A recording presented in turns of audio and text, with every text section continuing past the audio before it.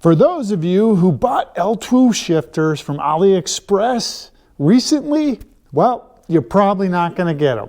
And with that said, welcome to the Go Grava channel, where we have something interesting to talk about, and one of those I told you so moments that I've been talking about for the past year and saw this coming probably 2 years ago. Now, before we get into this subject about tariffs and de minimis rule changes and all the things that we're seeing today, I will say that I'm going to be trying to do this by only stating facts. I don't want to get into a political argument or anything like that. I just want to state the facts on how I've seen things and what I've done. So for the past 2.5 years, maybe 3 years, I've been looking at the formation of AliExpress, Shein, Temu, Alibaba, how things are changing on Amazon Marketplace, Etsy, things like that, where all the goods are manufactured, how things come into the United States. I even flew to South America and went to Latin America. I spent a lot of time and money there really testing out and seeing how all of this importing, exporting was happening, and I've seen it all. And I'm here to just tell you how things are changing. So let's start off first talking about how things have changed. So basically, there's some things that everybody knows, right? Like things are made in China or overseas and they're imported into the United States. And basically, we're kind of using that for cheap labor to bring goods into the United States and things like that. Corporations do it all the time, been doing it for 30, 40 years. It's nothing new.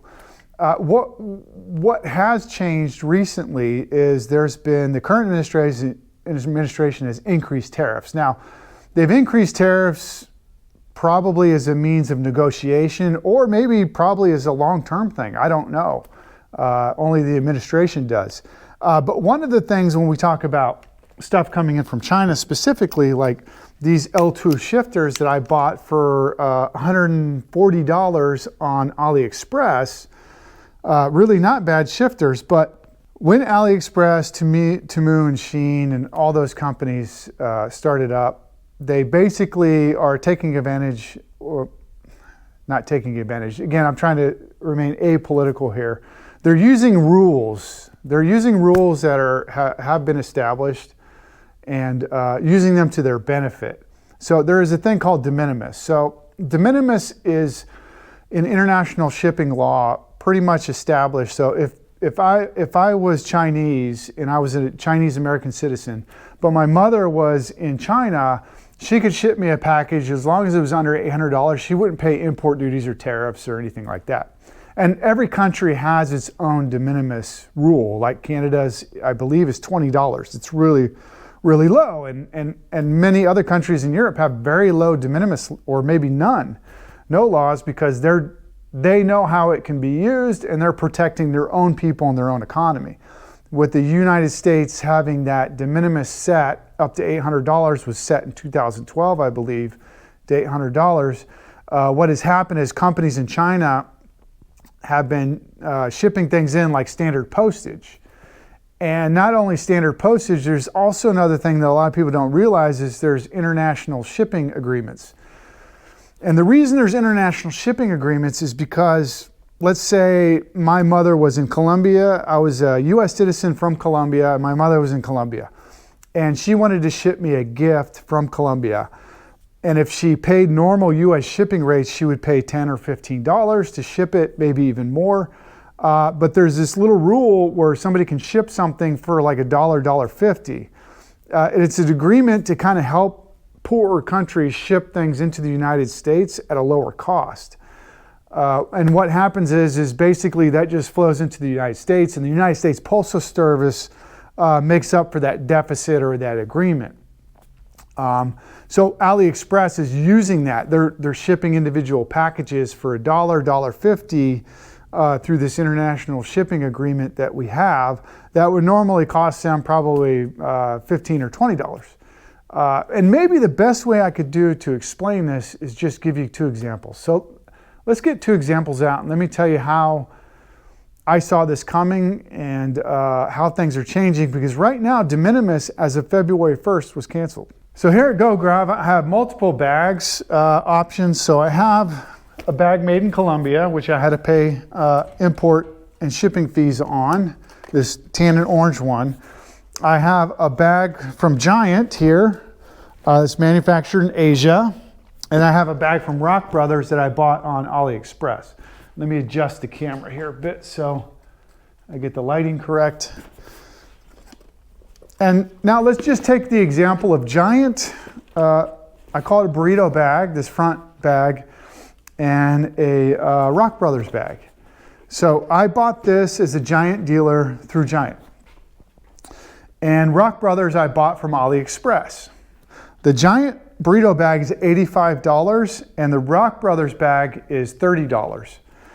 And you can see they're very, very similar. Now let's talk about Giant real quick. Let's start with them. So what Giant had to do is Giant had to prototype this bag.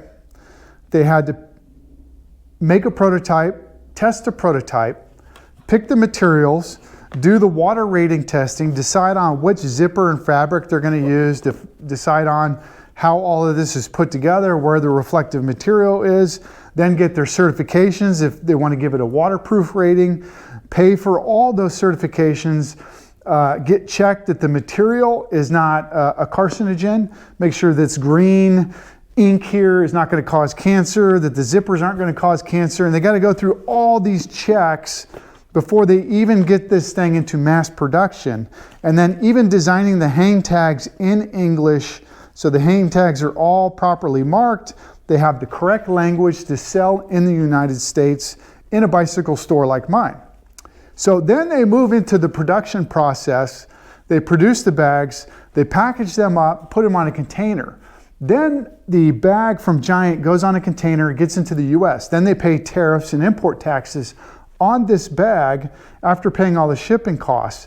Then they hand it off to Giant USA. They have a company, Giant has a company in the United States where they provide jobs to their warehouse people and to their sales staff and their managers. And those people then get these bags to me at a bike shop, and this is why we see a cost of $85. So all this R&D, all this back-end stuff that Giant does to make the highest quality bag that their customers are actually going to love. And then we have Rock Brothers from AliExpress. Now this is where we have a big difference, and this is why the de minimis rule was killed. Now I don't know if de minimis is going to go away, but basically as of today, I think it's Wednesday, February 5th maybe, anything coming in from China, from AliExpress that hasn't cleared custom, US Postal Service is not dealing with it. They're just going to let it sit on the port. It's not going to move. And I'll tell you why in a minute and why that's important to understand. Rock Brothers takes the same bag, manufactured in China. Maybe the Giant one was too, I don't know. But they just pretty much copy the design, no R&D, just pull the parts and pieces that are similar to the company that paid the money for it. There is no testing probably done, no idea if this yellow ink is a carcinogen, if the zippers are a carcinogen. No quality checks or anything like that because this is being sold in China. The hang tag that's on it on the inside is all in Chinese because again, this was intended to be sold in China. Actually, I state that again. It's half Chinese, half English. So they have this sitting there at the warehouse in China, none of the checks done, and then I order it from AliExpress or TikTok Shop or Amazon or Etsy because it is all drop shipping now from China. So we're drop shipping from China. The order goes to China, and then what happens next is they use that international shipping law, put it in a package and pay $1, $1.50, and it comes that way as regular mail into the United States to me as if I'm just buying it from a company in the United States without having to have a company. Now maybe Rock Brothers does have a presence in the United States, I don't know. But a lot of companies that ship with AliExpress don't. There's no presence in the United States. So if this bag caught fire and burned my house down for some weird reason, you have no recourse for litigation or anything like that. But the big deal here is they only paid $1.50 to ship this to me, which should have cost them about $15 to ship. And if they only paid $1.50, well, how does that other $13.50 magically appear? Well, it magically appears when my mother this Christmas goes to ship a box of toys to her grandkids from Montana to Pennsylvania, and it costs her $35.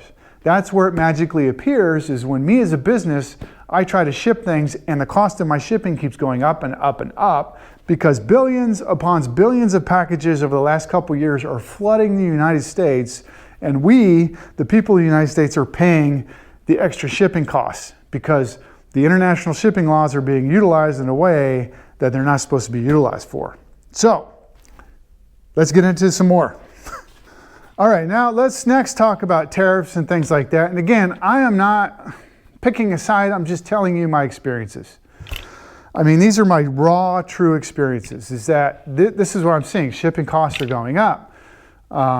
A flood of cheap goods is coming into the United States. It doesn't have to go through the same quality control and inspection processes that, and that goes for your kids' toys too. If you're buying these toys on Amazon, it may be a drop ship from China into the United States. I mean, with no quality assurance or safety checks. I mean, it's just been the Wild West for a couple of years now. At least that's what it's felt like to me.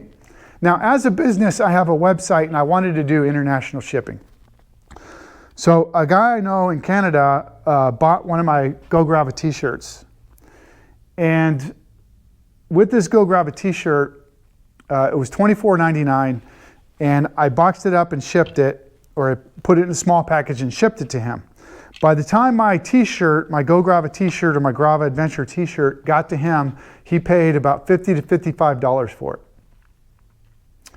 And so, which makes it impossible for me as a business that wants to start a brand and sell things internationally to compete at all. It's a waste of time. I only ship in the USA right now because there's no way I can compete. And it's also not fair that, or I say fair, it's just not, maybe fair is not the right word, it's just not competitive. But if Go Grava bicycles was in Canada, it would be a lot cheaper for me to sell t-shirts into the United States than it is for me to sell t-shirts into Canada. So it's lopsided. Business is lopsided. Same thing if I wanted to ship to UK, Australia, Europe. There's all these protectionist policies that really limit my ability as a small business in the United States to ship outside the United States. It's like I'm only allowed to do business we're only allowed to ship things into the US, and then shipping out, there's all these penalties that we have to pay as businesses trying to sell our stuff internationally. That's my experience. That's what I've experienced doing real business. And I've done importing. I've imported goods into the United States, and it is quite lopsided. So the next topic is, you say, well, Aaron, why don't you sell USA made goods? And I would love to, but as a person who's also tried to stand up an Amazon store and looked into Etsy, the other Aaron has an Etsy shop.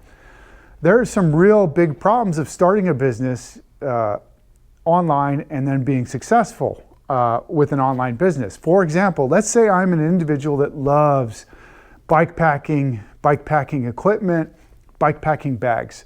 It has been my passion for 50 years, and I am going to make the best bikepacking bags possible. So I make some amazing designs, put them on Etsy or even Amazon, and they work great. Then it's successful and I'm selling more and more bags, and I hire some people behind me making these bags, and we're having great success, and our second year comes and other people can find out how much you're making. So there's other applications you can subscribe to on the internet that will show you how much a company is making through an Amazon store or an Etsy store. And with that information, you can target specific companies and say, wow, that bike bag manufacturer is actually doing really, really well. People love their designs. Let me order one of those. I take it back to China. I look at it and say, oh, we could replicate this product and do it at 30% of the cost. Then what they do is they then create 50 stores on Etsy of the very same or similar product that you're selling. And they do that to bury your company in all of the product availability. And the same thing happens on Amazon. More than 50% of Amazon sellers are now in China, and more than 50% of Etsy sellers are now in China. And when I had my Amazon store try to get it going, like half the email I got was in English, and then the other half is Chinese, because that's the two primary people using Amazon and Etsy in the United States, is Chinese sellers and US sellers. So you're an Etsy person, you're trying to build your business, and then you get decimated by Chinese knockoffs that come in. And then once Etsy realizes, which is supposed to be handmade goods, right? Not manufactured goods. Once Etsy realizes that, oh, there's like a lot of Chinese fake factories coming in and creating accounts, they do a blanket sweep. They do a blanket sweep, and you get caught up in that sweep. Your business gets caught up and shut down for up to 4 months because they think you're a Chinese seller and their customer service sucks at Etsy. And that company or that person in the United States can never get to the point of having a successful company, because they get sabotaged. As soon as you see success, you get these people coming in and overtaking you. And not only that, Amazon is just a whole nother rabbit hole to go down, because do you realize that if you're selling something unique on Amazon and then somebody copies your idea, even copies the name of it, creates another website, or even puts it on Etsy for a lower price, Amazon penalizes you super, super hard. You can't even, they take away your buy now button on your page where you're trying to sell something, and you get this option thing, which nobody ever picks, just because somebody copied your product from Amazon and then put the same name product on Etsy. Well, Amazon has a crawling thing, and they crawl names and UPCs and SKUs and things like that. And they find out if your product is selling for less somewhere else, and as soon as their algorithm figures that out, they shut your store down. And yeah, these are things that I've researched and seen firsthand. And this is why everything's happening. This is why de minimis is canceled. This is why we're seeing increased tariffs, is because small businesses in the US, besides having to deal with Walmart and Target and all these big corporations, are just being completely decimated. The middle class in the United States is being completely gutted, in my opinion, in my view. And when I was a kid, since I'm 51 years old, when I was 18, 19, early 20s doing road trips, it was so amazing because every place you went to in the United States was so different. Every town was different. You had all these small businesses in all these towns, and every town had like a different personality. And then I did a road trip in 2019, and it felt like it was a corporate rubber stamp of Walmart, Target, Dick's, Lowe's, Home Depot, Applebee's, Chili's, and things like that. We corporate rubber stamped every city and town in the United States, and the Americana is gone. Americana has disappeared from our communities, from our cities. And I believe this is the opportunity for small businesses to possibly come back. I could be wrong. Now, I hope I didn't ramble too much. I'm not trying to get caught up in the politics of all this, really. I did order these Ltwoo shifters. I just wanted to test them out and see what the quality was. But if you did order Ltwoos coming from AliExpress, they're not moving. As of this Wednesday, the UPS put out a message, the news put out a message that they are not shipping anything in the United States that's come overseas that hasn't been properly checked by customs. And as far as I can tell, de minimis is zero. Like anything that's coming in, it's going to be stopped. And if you've dealt with shipping before, there's certain penalties. I think if the container sits or packages sit on the harbor for more than 7 days, it's a $700 fine a day. And then after that, it's going to get auctioned off to somebody. It could be an opportunity if you go to Long Beach maybe to buy some containers at auction. Don't know, maybe de minimis comes back. It does seem like these things come in and then maybe they get pulled back as a negotiation strategy. We'll see how things go. But all I know is that cutting off these cheap goods coming in from overseas into the United States will have a positive impact on my small business. It may hurt the corporations, but for me as a small business owner, I don't see nothing but benefit. And if Ltwoo does want to sell their stuff in the United States, well, then create a company, Ltwoo Cycling USA LLC in the United States, hire some employees, get a warehouse, get inspected, and do it the proper way instead of going around the system and just shipping it through standard mail packages from China into the US. That's my suggestion. Or if you just want to change it to Grava, we change the Grava shifters. We'll just do some relabeling and get some brand going here and do it a different way, whatever. I just know and saw 2.5 years ago how this was going when AliExpress first kicked off, and TikTok Shop and Amazon, how it was all changing, that it wouldn't last long because the US economy is suffering pretty badly. The Honda, Toyota, Nissan car manufacturing plants that were established 40 years ago because of the tariffs that we put on Japan for car manufacturing, that created a lot of jobs in the USA. Didn't raise prices, it created jobs in the USA. For the first time ever, they're laying off employees after having a plant open for 40 years, multiple plants open for 40 years. That is how bad the economy is when Toyota is laying off employees inside the United States, and they haven't done it in 40 years. 40 years. So, but I am optimistic, folks. I think things are changing for the better.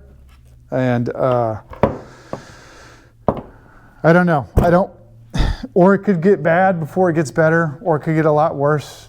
I try to stay optimistic in everything. There's always a positive lining in everything we do, but yeah, without picking sides. I didn't know the current administration that the American people put in place would be the ones to make this change. I did not think so, but I was wrong. Maybe the de minimis gets changed again and goes to $100, maybe $200. I don't know, but things are changing rapidly. And the best thing you can do is just be aware of these changes and kind of pivot and adjust your business as necessary. So could make my job a lot harder fixing these cheap Amazon e-bikes if I can't get parts. So we'll see how that goes too. It will affect everybody at some level. Until we talk again, hopefully I have better news, like the bike shop is crushing it in 2025. But until we talk again, yeah, let's see what happens next.